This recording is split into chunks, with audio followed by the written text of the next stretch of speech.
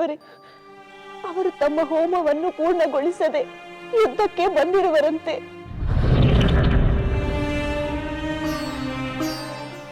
ಆದರೇನು, ಹೋಮವನ್ನು ಮತ್ತೊಮ್ಮೆ ಆರಂಭಿಸಿ ಪೂರ್ಣಗೊಳಿಸಬಹುದು. ಆಲದ ಮರದ ಬಳಿ ಅವನು ನೀಡುವ ಭೂತ ಬಲಿಗೆ ಅಡ್ಡಿಯಾಗದಿದ್ದರಾಯಿತು. ಅದೇ ಈಗ ನನಗೆ ಆತಂಕವಾಗಿದೆ ಅತ್ತೆಯವರೇ. ಅವರು ಈಗ ಆಲದ ಮರದ ಬಳಿಗೆ ಹೋಗಿದ್ದಾರಂತೆ. ಅಂದರೆ ಅವನು ಭೂತ ಬಲಿ ನೀಡಿ ಯುದ್ಧಕ್ಕೆ ಬರುತ್ತಾನೆ. ಇಲ್ಲ ಅತ್ತೆಯವರೇ, ಅಲ್ಲೇ ಲಕ್ಷ್ಮಣ ಯುದ್ಧಕ್ಕೆ ಆಹ್ವಾನಿಸಿ ನಿಂತಿದ್ದಾನಂತೆ. ವಿಭೀಷಣರು ಅಲ್ಲೇ ಇರುವರಂತೆ.